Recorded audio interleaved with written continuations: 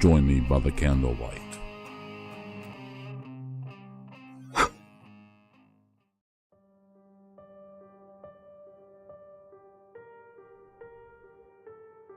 Sam's early childhood was spent in the Navajo Nation in New Mexico. His father, Jacob, had taken a job at a law firm in New York City and had moved his family to the East Coast. He begged his father, Samuel, to go, but Samuel insisted his place was in the Navajo Nation, where the bones of his ancestors lay. Sam has never forgotten his grandfather's last words to him. "When my time comes to join the ancestors, I will come to you, Sam." Sam had started Columbia in the fall and planned on following his father's footsteps and going into law. He hadn't been back to the Navajo Nation since he was a child, but still had vivid memories of his grandfather and life in New Mexico. Sam's father, Jacob, was a different story. He did everything he could to distance himself from the Navajo upbringing and anything associated with it. And sadly, that included his father. Sam didn't get along well with his father and decided campus housing was a good way to distance himself from Jacob. Sam embraced his Navajo heritage and never understood Jacob's longing to distance himself and his family from it. It was a very bitter, cold night in January. Sam had stopped at a Nathan's to pick up his dinner and decided to call it early, as he had morning classes the next day. He had fallen asleep on the sofa, watching Arsenic and Old Lace, an old Cary Grant film, when suddenly something jolted him awake. There was a pounding on the door. Sam made it to his feet and shuffled to the door to find his father on the other side. "I wanted to come tell you in person because I knew you were always close. Your grandfather passed away, Sam."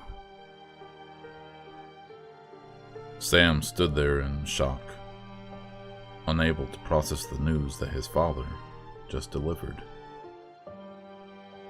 Do you want me to stay a little while, Sam?" His father said with more concern than he usually showed. "Well, that depends. Are you planning on going home?" Sam asked while trying to keep his composure. "Sam, we are home. There's nothing back there for us," Jacob said with his usual coldness. Sam figured there would be no more sleep for him tonight, but as soon as he made it back to the sofa, a heavy sleep came over him.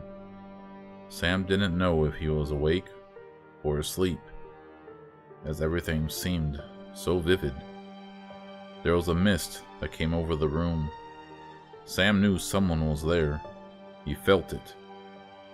Out of the mist stepped a large gray wolf, and behind the wolf came a very familiar face. It was his grandfather, Samuel. "Listen to me, Sam. You must listen. Your people need you. You are the last descendant of our line. They need you to save them from the Skinwalker." "How can I save anyone, grandfather? I don't know anything." "Your blood is strong, Sam. The power is in your blood. Go to your people, Sam." Sam woke up the next morning with a terrible headache, and his first thought was of his grandfather and the dream he had the night before. A dream. It was only a dream, Sam told himself. He got up and went to the kitchen to put on coffee, when he saw something that stopped him in his tracks.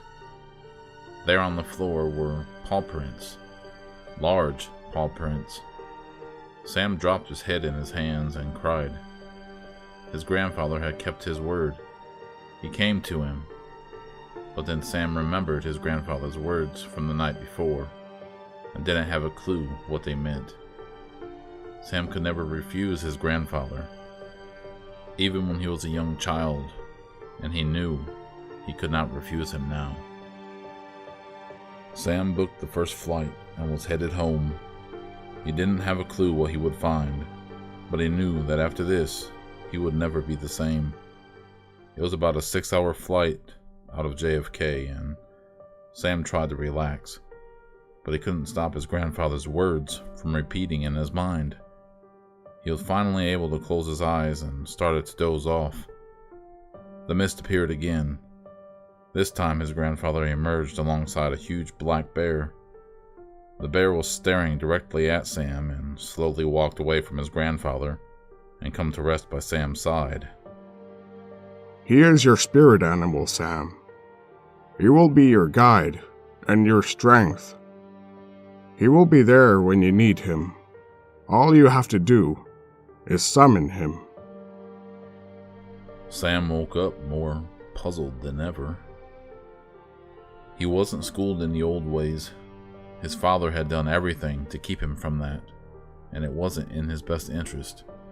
He desperately needed that knowledge, now more than ever. The plane had landed and Sam rented a car and was well on his way to the reservation that his grandfather called home. He had no idea what he would find once he got to his grandfather's place, but he had a sinking feeling that it wasn't going to be good. Sam knew the key would be under the mat, the same place he always found it when he was a child. His grandfather's place was always a safe haven for Sam when he was young, always a place of love and support. How he missed that now. Sam felt someone there. "Grandfather, is that you?" No sooner had he spoke the words, the back door blasted open, and he heard a strange voice. "Leave this place." The voice made Sam's skin crawl. He didn't know what it was, but it definitely wasn't human. Sam made his way to his grandfather's room. He knew he would be safe there. There on the walls were the familiar dream catchers. Samuel had always told him if he was scared to sleep under the dream catcher, and he definitely needed them tonight. In his dream, his grandfather appeared to Sam again, this time with a warning. It knows you now, Sam, and it will not stop coming for you. The next day, Sam was looking through his grandfather's things, trying to find answers, when there was a knock at the door. Sam went to the door to find an elderly gentleman there.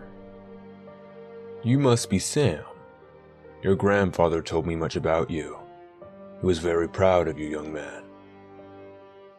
"Yes, I am, sir. And you are?" "I'm sorry.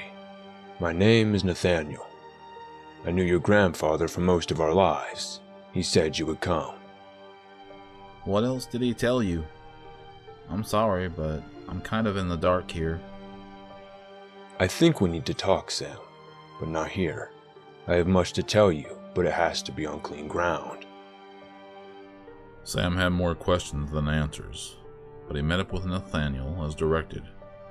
What Nathaniel told him definitely didn't give him any comfort.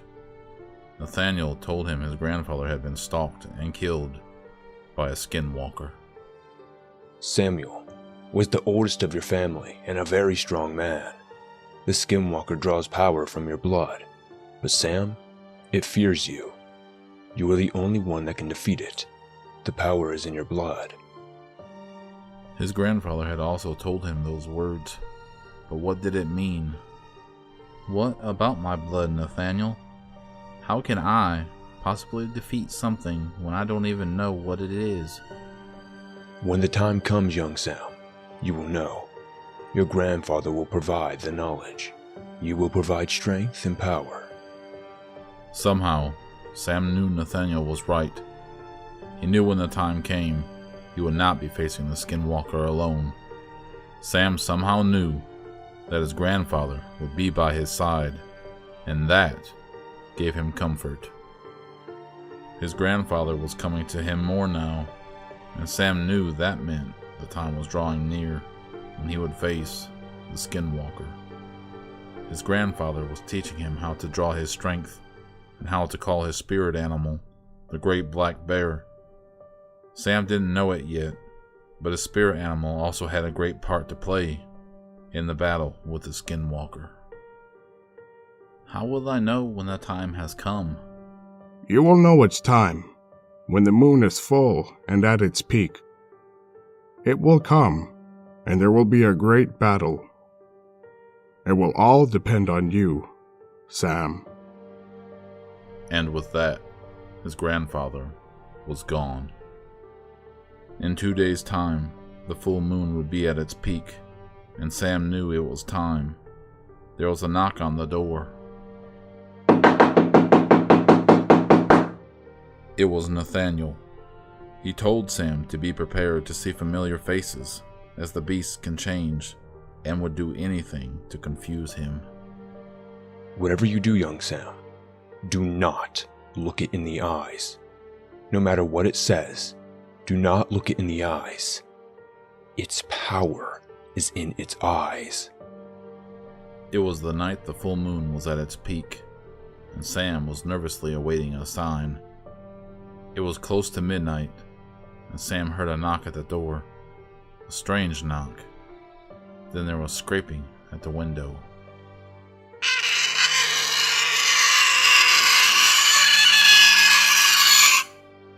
This is it, Sam told himself. Sam saw a light out in the field. It was a fire. It was a campfire. Sam gathered himself and made his journey, not knowing if he would come back. He must not show his fear, as any weakness would let the beast in. He remembered Nathaniel's words. Don't look in its eyes. The power is in its eyes. When Sam got to the campfire, he got chills up his spine. He saw a beast, half human, half animal. The beast turned to look at Sam, but Sam refused to make eye contact. For a moment, Sam heard his father's voice, then his mother's. Then a very familiar, strong voice rang behind him. It was his grandfather, and Sam knew it was time. The beast made a charge towards Sam, but something came between them. It was Samuel. It's time, Sam. Now! Sam gathered all his strength and focus, and made his call to the great black bear. There was a thundering sound coming from the field behind them.